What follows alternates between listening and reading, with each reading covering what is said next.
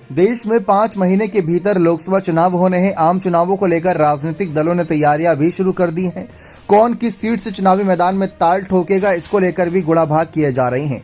India और NDA गठबंधन में साझा रणनीतियों पर चर्चा हो रही है, तो दूसरी तरफ बसपा के नए उत्तराधिकारी बने आकाश आनंद पर भी सबकी नजरें हैं, क्योंकि उनको लेकर चर्चाएं हैं कि इस बार वह चुनावी मैदान में उतरेंगे।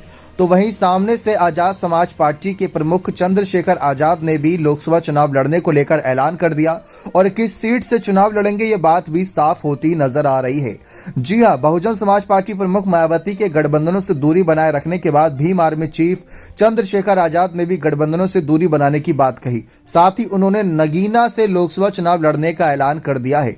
मीडिया रिपोर्ट्स की माने तो कहीं ना कहीं चंद्रशेखर आजाद ने कहा कि हमारे नगीना से चुनाव लड़ना फाइनल है। आजाद समाज पार्टी कार्यकर्ता चाहते हैं कि हम नगीना लोकसभा सीट से चुनाव लड़े, क्योंकि यहां 3 बार अलग अलग पार्टियों के नेताओं को लोकसभा चुनाव में जनता ने चुना है। 2009 में समाजवादी पार्टी, 2014 में बीजेपी और 2019 में सपा बसपा गठबंधन के उम्मीदवार को मौका मिला। इस दौरान भीम आर्मी प्रमुख ने किसानों की समस्या, सड़कों की खस्ता हालत, बेहाल शिक्षा, बढ़ती बेरोजगारी और महंगाई को लेकर सरकार पर निशाना भी साधा। आजाद नहीं रुके, उन्होंने क्षेत्र से निर्वाचित जनप्रतिनिधियों पर जनता की अनदेखी और संसद में सवाल न उठाने का आरोप भी लगाया। दूसरी तरफ आकाश आनंद जो बसपा प्रमुख अब बनने वाले हैं, ये बात साफ है कि नए उत्तराधिकारी हैं, तो उनको लेकर भी चर्चा थी कि मायावती उनको भी चुनावी मैदान में उतार सकती हैं, क्योंकि इसी उम्र में मायावती भी खुद चुनावी मैदान में उतरी थी।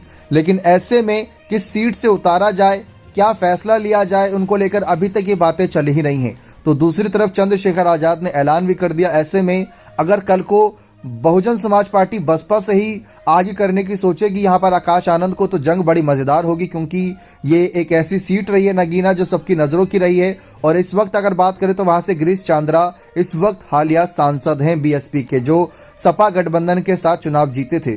सपा बसपा का अच्छा खासा वोट बैंक है और ऐसे में इंडिया अलायंस भी इस सीट पर पूरी दावेदारी लगाएगा। ये देखना दिलचस्प रहेगा कि आगे आने वाले वक्त में आकाश आनंद को लेकर क्या फैसला लिया जाता है।